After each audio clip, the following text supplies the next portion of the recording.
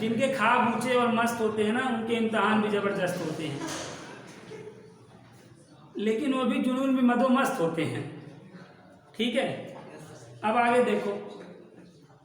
तो previous class में हम लोग ने 10.1 के 1 से मतलब 3 से 8 तक के क्वेश्चन देखे थे। आज की क्लास में हम उनके आगे के क्वेश्चन देखेंगे, जिसमें क्वेश्चन नंबर 9 हमारा क्या है सुनिएगा। क्वेश्चन नंबर 9 है without using distance formula, without using distance formula so that the points -2, -1,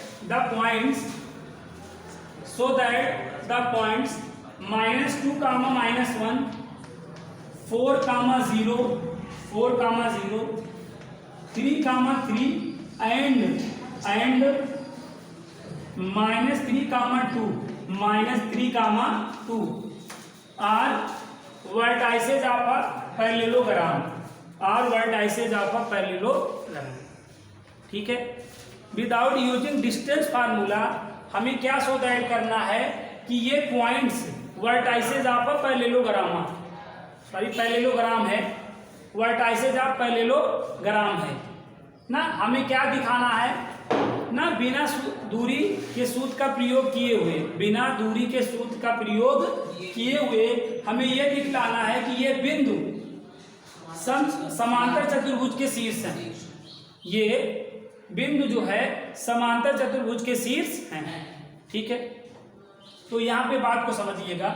हम फर्स्ट ऑफ ऑल इन पॉइंटों को क्वाड्रेंट में फिट करेंगे ना, कौन पॉइंट कहाँ लाइज कर रहा है उसको मद्देनजर रखते हुए हम अपने फिगर को बनाएंगे ना। आप लोग रेडी हो जाएं, मैं आपसे पूछना शुरू करता हूँ। पूछने का सिलसिला स्टार्ट होने वाला है। ठीक है, चलिए आदर्श बताएं, ये पॉइंट कहाँ लाइज करेगा? सेकंड, गुड, ठीक है। थर्ड क्वाड्रेंट में ये लाइज करेगा, है ना। दीपक बताएं ये कहाँ लाइज करेगा? ठीक है, एक्स एक्सेस की पॉजिटिव डायरेक्शन में, ठीक है, एक्स एक्सेस की पॉजिटिव डायरेक्शन पर लाइज करेगा, है ना। चलिए, और ये अक्षक बताएं। अक्षक ये बहुत अच्छा लड़का है, कोचिंग का सबसे होनहार छात्र, फर्स्ट क्वाड्रेंट में लाइज करेगा, कभी गलत नहीं बोलता है, जब भी बोलता है सही बोलता है, नहीं तो बोलता ही नहीं। ठीक है, साहू बताएंगे -3, 2 कहाँ लाइज करेगा? दूसरे में लाइज करेगा। ध्यान से समझें, बात को ध्यान से समझें। ठीक है, यहाँ तक बात समझ में आ गया। जब आपको ये पॉइंट की पोजीशन ही नहीं पता रहेगी तो फिगर क्या खाक बनेगा, और जब फिगर आपका सही नहीं बनेगा तो क्वेश्चन सॉल्व होना नहीं है। समझ में आ बात? तो ये बेसिक बात है। पहले ही क्लास में जो पहला क्लास हमारा था कोऑर्डिनेट ज्योमेट्री का, यही बात मैंने आपको सिखाया था। ठीक है, कुणाल केवल 2 दिन सीरियस होकर पढ़ते हैं बस, उसके बाद वो अपने आ जाते हैं। यहाँ तक आ गया। अब आप देखिए, क्वाड्रेंट ले लेना है, टेकन क्वाड्रेंट, ध्यान दें, सभी बच्चे ध्यान से समझेंगे। ठीक है, यहां तक आए बच्चों? ठीक है, अब पॉइंट जान गए हो ना, फिगर आप भी बना सकते हो। चलो बनाओ ना, मतलब पैसा दे रहे हो। चलो, ये थर्ड क्वाड्रेंट में है तो थर्ड क्वाड्रेंट में ये हो गया, और ये एक्स एक्सेस की पॉजिटिव डायरेक्शन पे यहाँ पे मार्क कर लो। ये फर्स्ट क्वाड्रेंट में है, यहाँ कहीं मार्क कर लो। ये सेकेंड क्वाड्रेंट में है, यहाँ कहीं मार्क कर लो। अब ये कोऑर्डिनेट आपका -2, -1 हो गया। आप लोग भी बना ले जल्दी से। ये आपका 4, 0 हो गया, ये आपका 3, 3 हो गया, और ये आपका -3, 2 हो गया, है ना। अब इन पॉइंटों को क्या करें? मिला दें, ज्वाइन करा दें। ठीक है, इस तरीके से। अब ये क्या बन गया बच्चों? ये आपका एक क्वाड्रिलेटरल बन गया। और ये कैसा क्वाड्रिलेटरल है? पैरेललोग्राम है, समांतर है। यही बात आपको साबित करनी है। और आप डिस्टेंस फार्मूला नहीं लगा सकते हो ये बात में क्वेश्चन ने बोल दिया है। तो अगर डिस्टेंस फार्मूला नहीं लगा सकते हो तो क्या लगाओगे? राइज अपान रन लगाओगे। आदर्श उठेंगे और लक्ष्य प्राप्ति तक रुकेंगे नहीं, राइज अपान रन वाला फार्मूला लगा के। ठीक, तो अगर ये पैरेललोग्राम है बच्चों, तो ये लाइनें क्या होंगी? पैरेलल होंगी। ये लाइन भी क्या होगी? पैरेलल होंगी। और पैरेलल लाइन होने पर स्लोप्स क्या हो जाता है बच्चों? अगर ये पैरेललोग्राम है तो किसका स्लोप? AB का स्लोप BC के स्लोप के इक्वल होना चाहिए और AD का BC के। और ये स्लोप निकालने कैसे हैं आपको? राइज अपान रन वाले फार्मूले से लगाइए। राइज अपान रन वाले फार्मूले से AB की स्लोप निकालिए। ऐसे लिखना है बच्चों, AB की स्लोप तो m लिख के सफिक्स में AB लिख दो, और राइज अपान रन वाला फार्मूला एक बार रिटर्न कर लो बस। उसके बाद बार बार इसी फार्मूले में वैल्यू पुट करते चलना बस। ठीक है, AB है तो देखिए ये आपका x1 y1 हो जाएगा, और ये बगल वाला पॉइंट x2 y2 हो जाएगा। y2 की वैल्यू क्या है दिख रहा है आपको? 0। y1 की वैल्यू क्या है? -1। ये माइनस और ये माइनस +1 हो जाएगा, है ना, अपान। हमसे आप 2 स्टेप आगे रहिए। x2 की वैल्यू क्या आएगी? 4। x2 की वैल्यू क्या है बच्चों? 4। और यहाँ पे सरकारी माइनस और ये प्राइवेट क्या हो गया? प्लस हो गया ना। तो 1/, क्या है बच्चों? 1/6। आप लोगों का भी आया है? AB का स्लोप क्या आ गया बच्चों? 1/6। अब ऐसे DC का निकाल लो, देखो बराबर आ रहा है क्या? किसका स्लोप निकाल लो? DC का। फार्मूला यही लगाना है, ठीक है, फार्मूला यही, इसी फार्मूले में वैल्यू रखनी है। फिर से यहाँ लिखने की कोई आवश्यकता नहीं है, एक बार तो लिख ही दिए हो। चलो ये आपका क्या हो जाएगा बताओ? ये x1 y1 और ये x2 y2। वैल्यू रखो फार्मूले में, वैल्यू रखो। y2 के प्लेस पे 3, y1 2। अपान बताओ? 3 + 3 कितना आ गया बच्चों? 1/6। तो देखो पैरेलल था, इसी वजह से देखो स्लोप इक्वल आ गया कि नहीं? तो यहाँ पे हम क्या बोलेगा बेटा?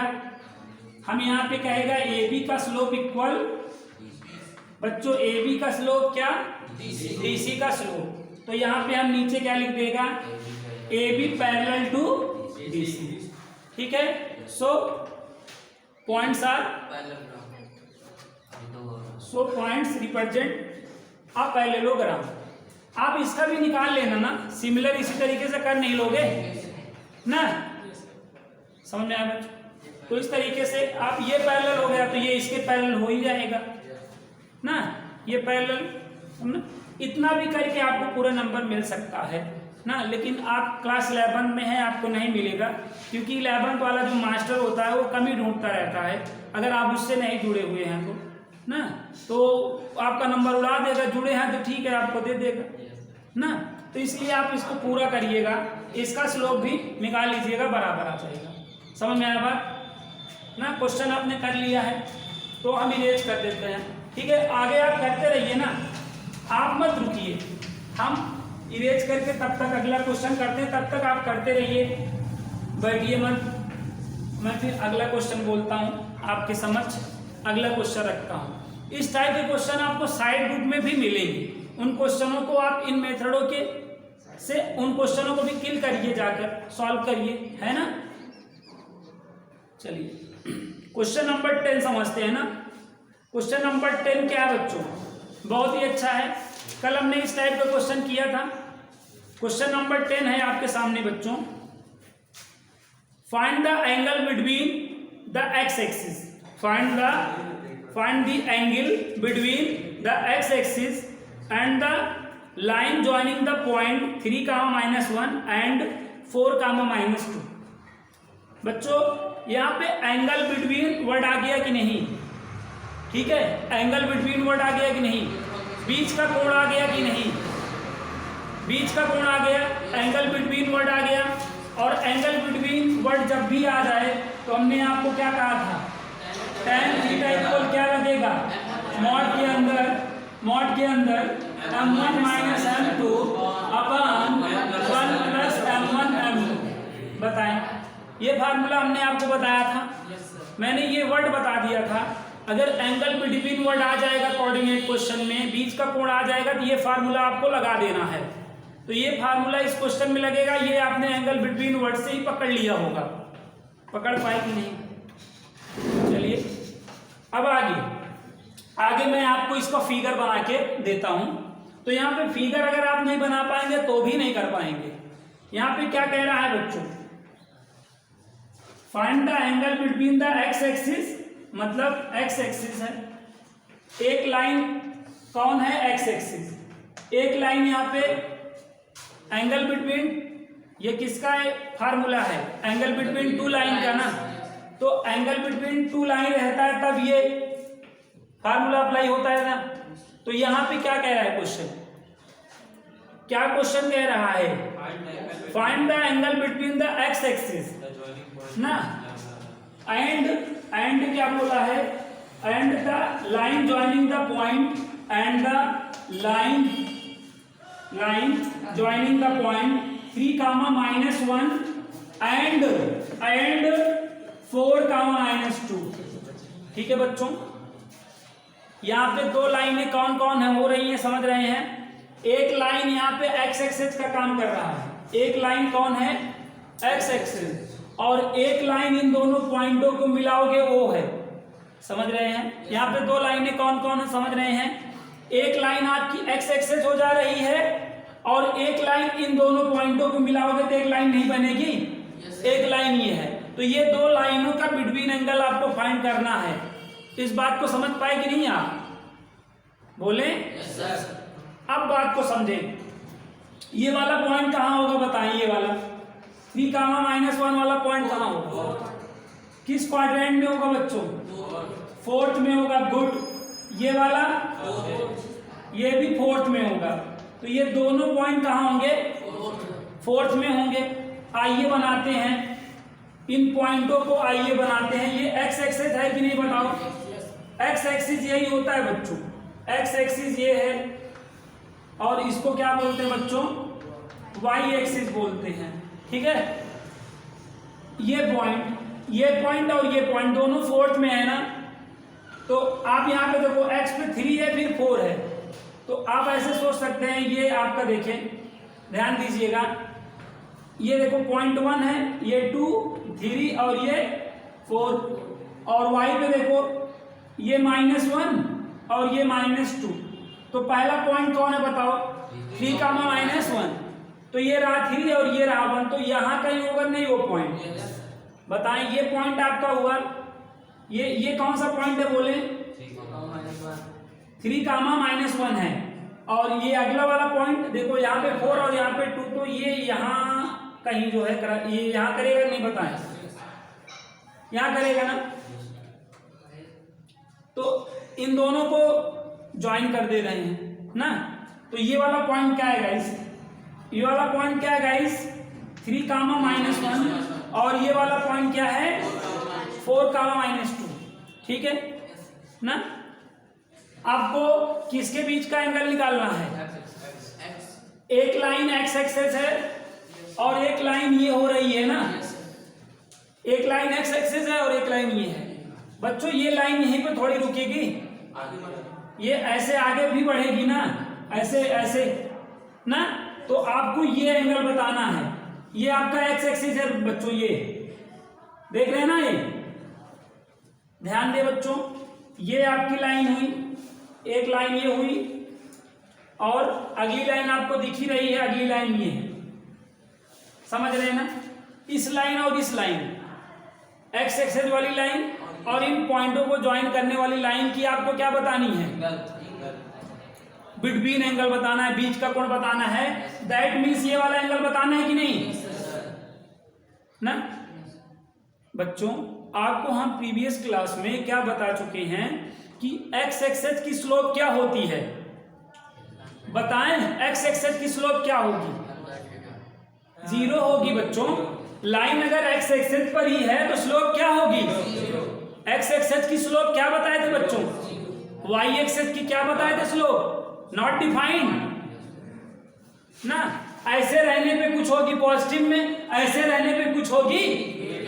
तो अगर एक्स एक्सिस बोल दिया तो स्लोप क्या हो गई, तो m1 की वैल्यू तुरंत यहाँ 0 नहीं हो गई। अगर यही चीज आप नहीं जान पाएंगे तो इस क्वेश्चन को नहीं सॉल्व कर पाएंगे। बताएं, एक्स एक्सिस की स्लोप हमने क्या बता रखा है, 0 ना। अब इस लाइन की स्लोप हम कैसे निकालेंगे, राइज अपॉन रन वाले से। यस गाइस, 2 पॉइंट है और आपको स्लोप की बात करनी है तो राइज अपॉन रन लगाओ ना, राइज अपॉन रन। तो यहाँ पे m2 कैसे निकलेगा बताएं, राइज अपॉन रन वाले फार्मूले से। राइज अपॉन रन वाले फार्मूले से आपका m2 निकलेगा कि नहीं, डिस्टेंस से कोई मतलब नहीं है बेटा, हमें डिस्टेंस थोड़ी निकालनी है, हमको तो स्लोप से मतलब है। एंगल बिटवीन टू लाइन किस पे डिपेंड होता है, स्लोप पर। तो हम स्लोप निकालेंगे कि बिटवीन डिस्टेंस निकालेंगे यार, डिस्टेंस फार्मूला से भी निकाल सकते हैं। कहाँ डिस्टेंस फार्मूले से स्लोप निकलेगी, स्लोप के लिए ये फार्मूला है राइज अपॉन रन, की डिस्टेंस वाला लगाओगे भाई।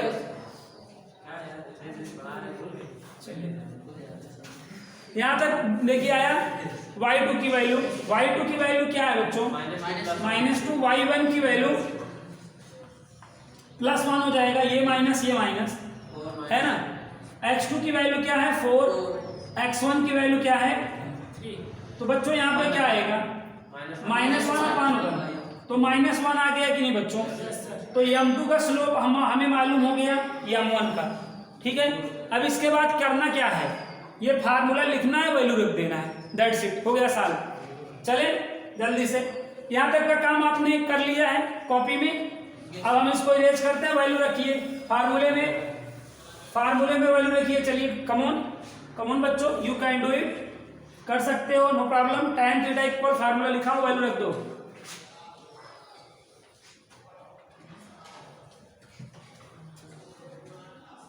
बेटा थोड़ा वैल्यू रख लें। m1 की वैल्यू क्या है बच्चों, 0 है, और m2 की वैल्यू क्या है गाइस, ये माइनस और वो माइनस, ये माइनस और वो माइनस क्या हो जाएगा, +1 हो जाएगा अपॉन 1 प्लस m1 0, तो m2 चाहे रखो चाहे ना रखो, रख दो, क्या दिक्कत है। यहाँ तक आए बच्चों, ये फार्मूला किसके इक्वल टू हो रहा है, tan थीटा के इक्वल हो रहा है कि नहीं। तो यहाँ पे मॉड के अंदर 1/1 आएगा ना, तो tan थीटा इक्वल क्या हो गया बच्चों 1। तो tan में 1 की वैल्यू क्या होती है 45, tan 45 ना। तो थीटा की वैल्यू क्या आ गई बच्चों 45 आ गई। बताएं आप मिस्टेक कहाँ करते समझ गए, ये एक्स एक्सिस जो बोला है उसकी स्लोप नहीं रिटेन कर पाते। तो एक्स एक्सिस की स्लोप हमने प्रीवियस क्लास में क्या बता रखी है 0, और वाई एक्सिस की नॉट डिफाइंड बोले तो 1/0 है ना। बाकी ऐसे होगी तो पॉजिटिव स्लोप, ऐसे होगी तो बस। स्लोप के लिए 4 केसेस हमने बताए थे ना, देखो एकदम अच्छे से डिस्कस किए थे हम चीजों को। नहीं इसीलिए मैं कह रहा हूं, अगर जो कॉन्सेप्ट नहीं देखा है जरूर देख ले। कॉन्सेप्ट के लिए 20 वीडियोस आपके ग्रुप में मैं भेज चुका हूं, इसीलिए कॉन्सेप्ट आप देख लीजिए ताकि कोई भी क्वेश्चन में आपको समस्या ना आए, ठीक है। तो बोलिए क्वेश्चन क्लियर हो गया। क्वेश्चन नंबर 10 भी आप लोग को अच्छे से आ गया है। अब आइए क्वेश्चन नंबर 11 समझते हैं, इसको नोट कर लें तब तक आप लोग जल्दी से कर लें जो बच्चे नहीं कर पाए हैं।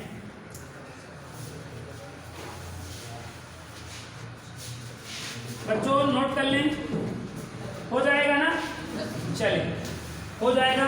अगला क्वेश्चन देखते हैं, आइए अब अगला क्वेश्चन समझें। अगला क्वेश्चन ध्यान दें, इस एक्सरसाइज का अगर सबसे अच्छा क्वेश्चन कहें या सबसे इंपॉर्टेंट क्वेश्चन कहें तो क्वेश्चन नंबर 11 ही है। क्वेश्चन नंबर 11 ही एक्सरसाइज का सबसे अच्छा क्वेश्चन है, ठीक है। आइए सॉल्व करते हैं, पहले क्वेश्चन को समझ लेते हैं क्वेश्चन क्या है ना। तो क्वेश्चन क्या है बच्चों, the slope of a line is double of the slope of another line, ठीक है। Slope of a line is double of the slope of another line. एक लाइन की स्लोप, एक जो सेकेंड लाइन है उसकी स्लोप का क्या है, डबल है। सेकेंड वाली लाइन ना, लाइन की स्लोप, लाइन मतलब आप समझ लें L1 is double of the slope of L2। L1 double है किसका, L2 का। L1 की स्लोप समझ रहे हैं ना, डबल है L2 की स्लोप से।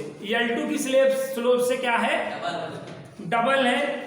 आगे फिर आप देखिएगा, if tangent of the angle between them 1/3 find the slope of the lines. ठीक है, एक रेखा की प्रवणता दूसरी रेखा की प्रवणता का क्या है, डबल है, मतलब 2 गुनी है। एक रेखा की प्रवणता दूसरी रेखा की प्रवणता से क्या है, 2 गुनी है, डबल है। और जो उनके बीच एंगल बना है, समझ रहे बात को, 2 लाइनें हैं। क्या है, 2 लाइनें हैं। एक क्या है L1 और एक क्या है L2। एक लाइन क्या है L1 और एक लाइन क्या है L2। उनके बीच जो एंगल बना है, उनका टाइजेंट जो एंगल बना है उसका टेंजेंट का मतलब टैन, स्पर्शजा का मतलब क्या, टैन। बोलो क्वेश्चन क्या कह रहा है ना, क्वेश्चन कह रहा है कि 2 लाइनें हैं ना, एक लाइन की जो है स्लोप मतलब line L1 is double L2 ना, पहली रेखा की प्रवणता दूसरी रेखा की प्रवणता की क्या है, दूसरे की 2 गुनी है। अगर मैं L2 की समझ रहे ना, अगर L2 का मैं स्लोप कहूँ m है, L2 का अगर मैं स्लोप कह दूं m1 है या m है, या समझ रहे ना, L2 का मैं कह दूं m2 है, क्या है, m2 है, तो इसका आप डबल कर देंगे, किसका पा जाएंगे, L1 का पा जाएंगे कि नहीं, किसका डबल कर देंगे ना। देखो क्या कह रहा है, एक रेखा की प्रवणता दूसरी रेखा की प्रवणता की क्या है, 2 गुनी है ना। जैसे मोहन की एज, जैसे आदर्श की एज, सार्थक की एज की 2 गुनी है, सार्थक की एज की डबल है, सार्थक की एज की डबल है। सार्थक मतलब अगर 10 ईयर के हैं तो आदर्श कितने हैं, 20 के हैं। तो ऐसा होने पे ना दोनों को बैलेंस करना होता है। ठीक है, आदर्श हैं और ये सार्थक है, age of Adarsh is double age of Sarthak. ठीक है, तो आदर्श की एज क्या है, सार्थक की एज की डबल है, इनकी डबल है ना। आदर्श की एज क्या है, डबल है सार्थक की एज ना। आदर्श की उम्र सार्थक की उम्र का क्या है, 2 गुना है। तो अब हम यहाँ पे क्या करेंगे, अगर हम सार्थक की एज मान लें 10, तो इसका 2 टाइम कर देंगे तो क्या हो जाएगा, आदर्श की हो जाएगी कि नहीं, आदर्श की हो जाएगी। तो अब इन दोनों को बैलेंस कैसे किया जा सकता है, यहाँ पे 10 की जगह आदर्श इक्वल टू सार्थक इंटू 2 है कि नहीं, बताएं तो ये हुआ कि नहीं। तो यहाँ पे क्या कह रहा है, L1 इज डबल L2, ये डबल है L1, तो ये ऑलरेडी डबल है ना, तो इसमें 2 का मल्टीप्लाई करेंगे बराबर नहीं हो जाएगा, है? समझ में आया बात की नहीं, नहीं समझ में आया, चलिए बहुत अच्छी बात। आज का ये लास्ट क्वेश्चन भी है, समझ ही लीजिए। तो L1 की देखो, अब हम यहाँ पे किसकी स्लोप लेट करें, आ जाएगा हमें L2 की ना। Let be the slope of L2 is m। ठीक है, तो L1 का क्या हो जाएगा, 2m हो जाएगा, नहीं बताओ। अगर दूसरी रेखा की प्रवणता हम m बोल दें तो पहले वाले के 2m हो जाएगी, समझ गए बात। और अकॉर्डिंग टू क्वेश्चन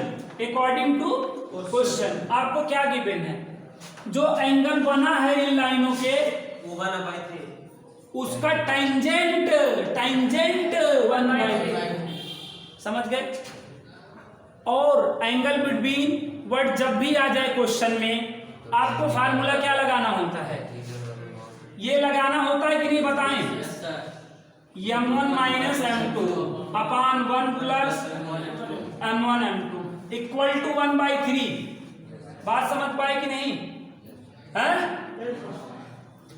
तो यहां पे देखो, अब L1 है तो इसको M1 कह दो और इसको क्या बोल दो, M2 बोल दो। सही है। अब जहां M1 है वहां पे हम क्या पुट कर सकते हैं, 2M ना, और M2 के प्लेस पे बोलो बच्चों, और अपान 1 + 2M × M, ये मार्ट पूरे पे रहेगा ना, और इक्वल टू बताएं बच्चों 1/3। यहां तक आया, नोट करते चले आप हमारे साथ। यहां तक पहुंच गए हैं।